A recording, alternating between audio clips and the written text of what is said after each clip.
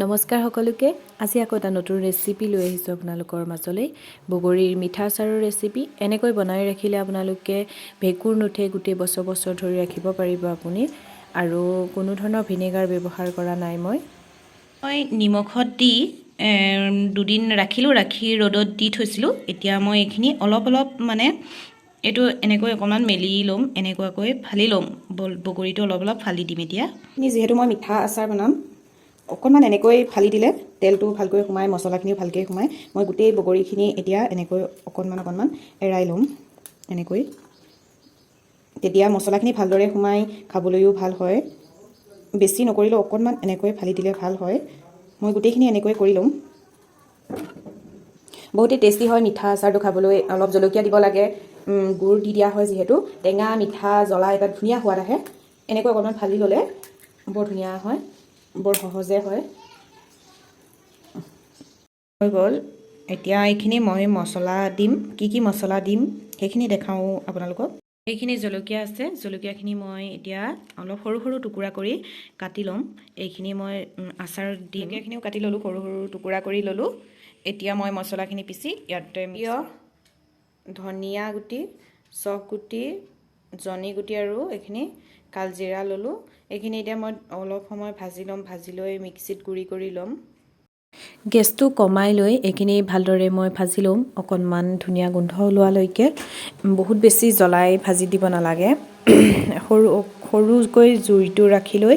ভালকৈ ভাজি অকণমান মই মিঠি গুটি দিছোঁ মিঠি গুটি দিলে মিঠি গুটিৰ গোন্ধটো যিটো সেইটো বহুত ধুনীয়া হয়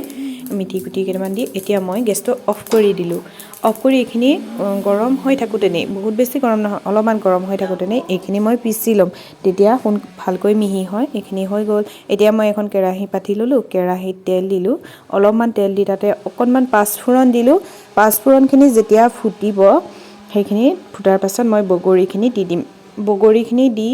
বগৰী আৰু জলকীয়া গোটেইখিনি একেলগে দি ভালদৰে লৰাই থাকিম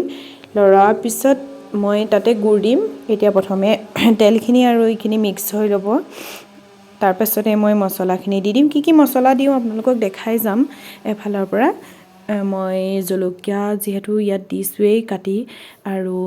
এইখিনি নিমখ দিলোঁ নিমখ সোৱাদ অনুসৰি আপোনালোকে দিব হালধিটো ৰঙৰ কাৰণে এইখিনি মই ৰেড চিলি পাউডাৰ দিছোঁ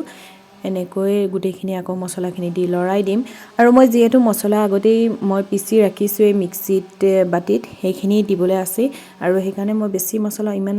নিদিওঁ লৰাই খাব যিহেতু ঘৰত খোৱা হয় এইখিনি মছলা মই গোটেইখিনি দি নিদিওঁ আধা দিম তাৰ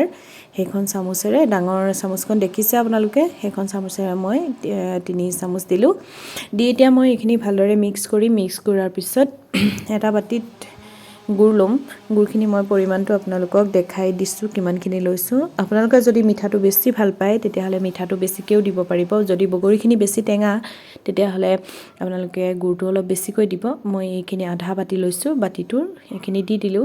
এইখিনি গেছটো সদায় কমাই ৰাখিব গেছটো বেছিকৈ ৰাখিলে গুড়খিনি বা বগৰীখিনি মানে আঠ খাওঁতেনে অকণমান সময় লাগে যিহেতু সেইকাৰণে গেছটো কমাই দিয়ে এইখিনি হৈ গ'ল দেখিছে বগৰী আৰু গুড় চব একেলগ হৈ গ'ল ভালকৈ মিক্স হ'ব লাগে বস্তুখিনি বহুত ধুনীয়া কালাৰ আহিছে এতিয়া এইখিনি মই এনেকৈ ৰ'দত দি বৈয়ামত ভৰাই ৰাখিম আৰু কেতিয়াও মানে বেয়া নহয় এইখিনি ভিনেগাৰ নিদিয়াকৈ ধুনীয়া হৈ থাকে আপোনালোকে যিমান দিন থয় মোৰ আচাৰ দেখিছে গোটেইখিনি এনেকৈ ৰাখোঁ মই ৰ'দত দি থাকোঁ সাফৰ মাৰি ৰ'দত দিব লাগে আৰু কেতিয়াও বেয়া নহয় আচাৰ